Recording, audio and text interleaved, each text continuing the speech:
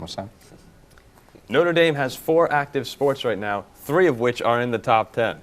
We'll be talking baseball, softball, and lacrosse. All of it's coming up right now on Shamrock Sports. I'm Ellen Geyer, and you're watching Shamrock Sports. And my childhood dreams coming true. You know, Notre Dame, they won it in a year that doesn't count. This doesn't matter at all. Join a conference. Williams helmet off. He's out. Jafar Armstrong in. Fake to him. Setting up the screen to Armstrong. Here goes the senior from Missouri. Room to run inside the 10. Inside the 5. To the right. Gray lined up in the backfield. Same motion, same setup. This time it's the boot. Bryce in trouble, and he is brought down by Foskey.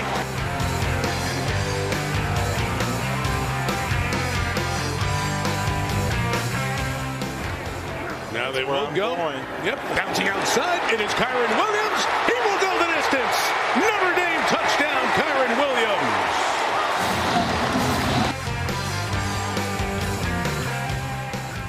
And thank you for joining us here at our NDTV studios. Paul Farrington joined alongside Chris Frick and John Bailey.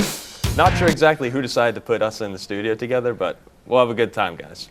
Dream team right here. So let's start off with a little bit of men's lacrosse. Notre Dame and Duke 2 weeks ago met at Arlotta Stadium, and Notre Dame was able to come away with a win over the then number 1 ranked Duke Blue Devils. And they decided to run it back last night in Durham. And it was a great start for Notre Dame. 5-0 lead. We carried that momentum to a 12-8 lead with 5 minutes remaining. And then things got a little ugly for our Irish, and they wind up losing by a score 13-12 in overtime. What went wrong in those final 5 minutes? We were outscored 5-0. John, you have any thoughts on that? Yeah, so as a new lacrosse fan, as of 2 months ago, this was one of the biggest nights of my life, honestly. I was tuned in. I was hyped up. And we got off to such a hot start. I was getting flashbacks to the first game. We came out swinging with a big lead, and I really thought that we were going to sweep the Blue Devils on the season. And then the fourth quarter happened, which was really disappointing. We were up 5 goals at one point, and then we fell apart, and that was a little disappointing, frankly. But I think throughout the entire game, we were never looked outmatched. We looked like the better team for most of the game up until the end, and I think that proves that we are still the team to beat in the ACC and perhaps the entire country. We have the talent to compete with everybody. It was just a bit of an off night towards the end there, and frankly, I see the team bouncing back very strong. Yeah, I would agree with John in that last night's game also made it one of the most important nights of my life as well. But I mean, I feel like we got robbed. I mean, what is the shoe game? Let's talk about the shoe. Let's talk about the shoe. All right, so shoes have not been this relevant in sports since, actually fairly recently, the LSU-Florida game in college football. But it's surprising that shoes are relevant this often. But yeah, so for those who didn't see, 2 seconds to go, Notre Dame and Duke tied at 12. Pat Kavanaugh puts the ball in the back of the net, but he gets flat tired on the way there, and they ruled that since he didn't have his shoe on, the goal doesn't count. Yeah. So instead of Notre Dame winning on what's basically a buzzer beater, they go to overtime, and Duke wins it there. And I mean, it was frustrating watching because you could faintly hear the whistle. They're not blowing this play dead, are they? As Kavanaugh's rushing in for the goal. It was a very disappointing ending for us for what would have been a magical ending there. And then in overtime, we don't even see the ball. We don't have possession, and and sudden death lacrosse. I mean, that's what it is there. But let's give some credit to Pat Kavanaugh for the rest of the game he had. I mean, it was a 7-point performance for him, 4 goals, 3 assists. That ties a career high. John, can you just talk a little bit about how much he's meant to the team this year? I mean, he's been absolutely phenomenal. I know a lot of people are talking about Duke's Michael Sowers as perhaps the best player in the country, but Kavanaugh has emerged as a superstar. Again, 4 goals, 3 assists. That's unheard of. He had more points than any other player out on the field last night. 3 first-quarter goals was just phenomenal, and he really is just such a hot, volatile player. Once he gets going, no one can stop him. He's easily our best player, and even when Duke, one of the most defensively sound teams in the country, tried to focus in on him and slow him down, they couldn't do it. He still popped off, and he still scored. I think Will York was great too. He's been a sniper all year long. He had 2 goals too. He's a nice Robin to Kavanaugh's Batman, and I think the two of them are such an offensive dynamic duo. I can't wait to see what they're able to do the rest of the year. And honestly, I think Kavanaugh, if not already, might be coming for the #1 men's lacrosse player in the country. put it out right now. Chris, would you agree with that? Yeah, I mean, I think this is a team that kind of goes wherever Kavanaugh takes them. And I would initially, earlier this year, watching their games, I was worried a little bit because I was like, their offense is so Kavanaugh-centric that if teams are able to shut him down, then it seems like this Notre Dame offense as a whole would kind of come to a halt. But that's the thing. Teams really haven't. They've struggled to shut him down. He's been so dynamic. It's easier said than done where, we just need to stop Pat Kavanaugh. Hard to do. John, you mentioned one of the best players in the country. So, yeah, I've obviously been really impressed. And, yeah, Will York, another guy. Quinn McCann, another one. They have a lot of offensive weapons that surround him that work really well for this team. Yeah, and we saw Kavanaugh with that little switch hands behind the back. Shades of our own Ellen Geyer here on NDTV. Yeah. We'll see if York and Kavanaugh, as you said, our Batman and Robin, can continue to play as well as they have all season. This Sunday, I believe it is, we play North Carolina, the number 4 ranked Tar Heels. Staying in North Carolina, Notre Dame will be at Chapel Hill for this one. How do we feel about getting back on track here? Is this just a brief step back in what's otherwise been a great season? Really, I think throughout the entire year, our team has had such great resiliency. We have obviously great coaching, winningest Division I men's lacrosse coach now, and I think the coach, his personality is taken on by the players then. And we have an experienced team. We have, plenty of veterans on the squad, and they're not afraid of the big moments. They're not afraid of bouncing back. I think one of the big things that let us win the first Duke game by such a, surprisingly large margin, frankly, was the fact that, we came to play. Duke is still a young team for as much talent as they have. So frankly, they looked a little scared when they got out to a large lead in the first game, and they just simply couldn't come back. That's a little bit different this time around, but Notre Dame, we're ready to go anytime, any place, anywhere, against anyone. And we have the talent to beat any of those teams too. I think ultimately it's going to come down to those extra man opportunities. We were only 1 of 4 on converting those against Duke. Duke was 1 of 1, with their 1 only coming in overtime, obviously. So I think having better efficiency in such great scoring opportunities is going to be vital. Because again, Kavanaugh can put up points in a hurry, but it's letting the other guys take advantage of these opportunities and letting the rest of the team come up in the big moments too. That's going to be vital to beating North Carolina. Yes. And speaking of North Carolina, let's move on to the women's side of lacrosse here. North Carolina being the number 1 team in the country. And following 3 straight losses, the Notre Dame women's team able to get back on track with a 15-10 win over Virginia Tech. They'll be playing tomorrow night in the regular season finale against number 22 Louisville. Some exciting news out of Notre Dame. Our goaltender, Bridget Dean, is up for the Tawarton Award, basically the Heisman of lacrosse. And she has been sensational all season long. 115 saves in 12 games this season. She's had double-digit saves 6 times, 14 of them against North Carolina, Syracuse, and Virginia. Those are all top 10 teams in the country. So Bridget has been on her best against the best competition in the country. So given that senior night, just tell me some of these seniors, what has their importance been? We could talk about Dean a little bit more. John, anyone stand out to mind? Yeah, so when I look at the senior group, beyond just the great amount of leadership they have shown this year and mentorship to a lot of our younger stars, they've been great contributors as well. Dehan obviously in net has been phenomenal, and I'm happy she's being recognized for what a vital role she has played in this team's success. But there's also Diana Kelly. She's a defender, and I think one of the hallmarks of this Notre Dame team is our ability to play with anybody and our defense and ability to control the ball. We thrive on, possession and keeping it, within our own zone, not creating turnovers and forcing turnovers from the other team then. And I think Kelly's been huge in that regard. And then on offense, we have Maddie Howe. She has 29 points on the year. She's been a fantastic contributor in her own right as well. Great facilitator, moving the ball around, in addition to being able to, put up some points on the board herself.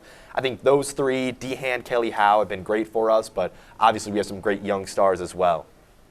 Anyone come to mind, Chris? Yeah, I mean, John is sensational. He's amazing. I like that anytime, anywhere, any place feature. That was inspirational. I really felt that in my heart. I was fired up. I was ready to leave the set and go play some lacrosse. Play some lacrosse on my own. Yeah, flat tire a couple guys. But yeah, I mean, yeah, you mentioned it. All those girls, and I think obviously, Samantha Lynch in her 6th year, she's just been absolutely phenomenal all season. Yeah, Lynch. Yeah, I mean, leads the team in goals and points. I mean, she's somebody who just it's incredible to watch her play because she just does so much for this team. She just does it all for us. So I think she's been been someone who stands out. Yeah, it's a great team that we have, and they've had a lot of quality wins this season. They've beaten some pretty fierce competition, but against top 5 opponents on the season, Notre Dame is 0-4 in those games. So as we move forward into the ACC tournament, into the NCAA championships, what's our confidence level against these top teams? Do we think we can get it done? Well, I mean, I think tomorrow's a big one.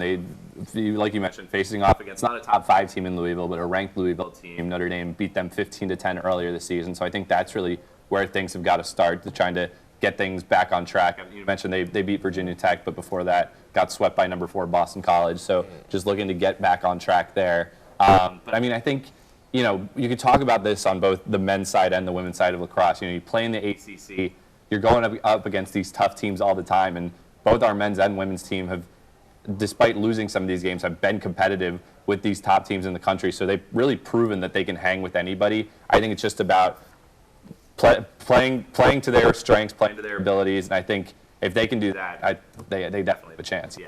Mm-hmm. Yeah, and we saw them play against North Carolina just a couple weeks ago, and one goal. Very close game there. A heartbreaker, I would say. Maybe number 1 team in the country. If you fall to them by 1 goal, if you can keep it close against them, you can keep it close against anyone. Yeah, so obviously a little bit of luck with any kind of tournament run like that, but John, you'd agree that we absolutely have the talent? Oh, no, exactly. That's what I'm saying. Is North Carolina, Boston College, on paper they might be, slightly better and match up against us well, but again, anything can happen in a sport like lacrosse, and especially in the tournament style of playoff that they have. If North Carolina wins 6, 7 games out of 10, we still win 3 of those games, and we just need to win one of those games come playoff, and I think we certainly can. And really, BC, I think, might be a dark horse to win it all. Everyone's talking about North Carolina, but their offense has just been phenomenal. I think they're first in the country in scoring right now, and have Charlotte North. She had 10 goals against us in 2 games. And I think that's just a testament to their firepower they have. I think they're personally a team I would not want to face. I would much rather go up against North Carolina again than I would Boston College in the tournament. And that's not something we say often here at Notre Dame regarding Boston College. And I'll get in trouble for that later from some of my friends. But let's move on to baseball. That 3rd top 10 team that I mentioned earlier. Last series, they defeated NC State. This team has not lost a series on the season. And we're kind of moving into the Chris Frick wheelhouse here, being a broadcaster. Chris, has it been fun this season, announcing these games? I mean, it's the best Notre Dame team in years. Yeah, it's been a blast. I mean, it's been a lot of fun to watch, and it's a huge difference because, you talk about that NC State series. That's a series that I think 2 years ago, the team that we put on the field 2 years ago would have lost that series because we were challenged a lot in that series. You look at Friday's game, Notre Dame goes down 2-0 early in that one, able to kind of just hang around, not allow North Carolina State to score any more runs, and then they kind of struck later in the game, took that 3-2 lead in the 8th. They come back the next day, their ace on the season, John Michael Bertrand, comes out, struggles against NC State, gets pulled early. The earliest he'd been pulled since his first start of the season. So Notre Dame kind of had to work from the bullpen, struggled to get anything going, hitting all day, and then ended up losing that one 5-2. And, at that point, through 2 games, I was thinking, all right, North Carolina State looks like the better team here. Like, it's 1-1 in the series right now, but North Carolina State has had more offensive ability. They've had better all-around hitting, and Notre Dame didn't have anything going for them. Their top 3 hitters were 2 for 23 going into Sunday's game, and then Sunday came around, and they just lit it up. It was incredible to watch. An explosion. Yeah, 11-run outburst from the team. Nico Cavadas, who came into the game, he obviously a Golden Spikes midseason award watch list member, came into the game 0 for 6 on the series, had 4 strikeouts coming into the game, and then he did what he did best, smacked a home run in the bottom of the 8th inning. Had another run on the day. So, I mean, it was just incredible to watch how this team battled back from adversity. And you mentioned a team that hasn't lost a series in the ACC yet this season, only team to do so. Yeah, I mean, they split the series 1-1 versus Louisville, and the 3rd game got postponed. So we'll see if they end up playing that one. But yeah, it's just been insane to watch. And I mean, obviously, all the credit goes to Link Jarrett because you look at this team, they're not much different than the team that came out 2 years ago and struggled in pretty much all facets. Like, this is a team of veteran leadership. There's not that many stud freshmen on the team. Probably their best young player is sophomore Jack Brannigan. But other than that, it's a lot of juniors, seniors, grad students. So it's really impressive the turnaround that Link Jarrett has brought to this program. So we mentioned Brannigan, you mentioned Nico Cavadas and John Michael Bertrand. John, who's your MVP so far? I mean, obviously, it's got to be Nico Cavadas. You know, first in home runs per game in the nation, first in slugging. He's been absolutely phenomenal. You know, Ryan Cole, he gets on base. He's been phenomenal all year, too. Obviously, Bertrand has been good. He struggled a bit, 4 runs and 4 2/3 on the series against North Carolina State, but he's still our ace. I do want to shout out Aiden Tyrell. He has been phenomenal since coming in, and he had another really good outing against North Carolina State. Tanner Colehep in the bullpen, he's been phenomenal with his relief. He's got his ERA way down after struggling earlier in the season. But again, Jack Brannigan is the guy I want to shout out as, you know, our young and up-and-coming player. He's got all the tools, in my opinion, of a great MLB prospect. He's athletic, cannon of an arm, even comes in for some relief appearances from time to time. So the Notre Dame defense has been stout all year. We #1 in the country in fielding percentage, and Brannigan has been a huge part of that in the way he mans the hot corner. He's batting .289, and he can, you know, really turn on an inside pitch, send it over into the outfield, over the bleachers, and I really think that he's been such a pivotal piece, being, you know, later in the batting order, usually 7th or 8th. Yeah. And he had all 3 RBI against North Carolina State on Friday. So I think really the strength in the lineup from top to bottom has been such a pivotal part of this team's success, and it's the consistency throughout. Yeah, so Nico Cavadas, we see the engine of this team, and clearly a very good supporting cast around him. Up next for Notre Dame, we have Boston College, an unranked Boston College team. Easy sweep. Should be That's easy all I sweep. need to say. Easy sweep there? Easy sweep. All right, easy sweep from John. Do we feel confident in this team's ability to get into the College World Series and make some noise this season? I mean, certainly to the Super Regional, in my opinion. I really do think we can make the College World Series, too. It's been a long time. It's been a long drought for Notre Dame baseball here, so it would just be exciting to get something out of this season. We'll move on to softball. That's how we'll end the show here. Yes, sir. 22-12 on the season, riding a 5-game win streak. What's been the spark behind this winning streak we see for the Irish? Man, you know, it's definitely difficult to point to one person in particular because it's been a team effort throughout. You know, in the ACC, we're 3rd right now in team batting average at .302, 5th in ERA with a .238. You know, both of those numbers are phenomenal, and I think really have proven that, again, like the men's team, top to bottom, we're a complete roster. There's not one single player when they get cold we're going to struggle with. You know, obviously the Florida State series was a bit of a rough point, but I think we've really caught fire since then. You know, Katie Marino, 2 home runs and 6 RBI against the series with Virginia. She's been phenomenal, .455 average on the season. But again, we talked about Ryan Cole getting on base. Let's talk about Abby Sweet. Oh my Lord, .477. Leading the ACC in batting average, only 5 strikeouts on the entire year and 107 plate appearances, and .545 on-base percentage. Billy Bean would love her, man. She gets on base. My goodness. Chris, your thoughts here? Yeah, I mean, I think you kind of pointed to it. Like, this is a Notre Dame team that they have to be really good all around because they're not exactly like a power-hitting team. They're a team that is going to kill you when they're able to get on base and kind of work those base paths. And they have 3 of the best hitters in terms of batting average in the ACC with, you mentioned Abby Sweet, and then Emma Clark and Karina Gaskins both have been incredible in getting on base. You mentioned Katie Marino as well, someone who's a grad student leader for this team. Another grad student leader, Chelsea Purcell, has been amazing for them both at bat in the field and in the field. She's made some really impressive plays. And then in the circle for them, they've got that tandem of both Alexis Holloway and Peyton Tidd. And those 2 girls they can pitch a lot of innings, and they can pitch them well. And they're able to keep Notre Dame in games, and it's impressive to watch. Peyton Tidd also, in addition to her pitching prowess, has been amazing in the batter's box for him as well. And Holloway hasn't been too shabby either. So this is a Notre Dame team that really can bring anyone up to bat at any point and get them on base and kind of work those base paths. So that's been really impressive to watch. So as we've seen, it's an exciting time to be a Notre Dame sports fan. Softball's playing well. Baseball, men's lacrosse, women's lacrosse, all of them in the top 10, a couple top 5 teams here. It's a good time to be a Notre Dame sports fan, and of course with the blue and gold game coming up, I mean, you know, what more can you really ask for? Last night was the biggest night of our lives, but I think the next few weeks are the biggest few weeks of our lives. For me and John personally, I can't speak for you. I agree. Yeah, no, it'll be fun to see how it goes, and next week we'll get more into blue and gold. This is the first time in a while that we actually, you know, pushed football off, so obviously things have why to talk be football when good. you have lacrosse, baseball, and softball? Exactly. But, you know, for all of us here at Shamrock Sports, it's been a great time with this trio. We'll see you next week. Thanks for tuning in.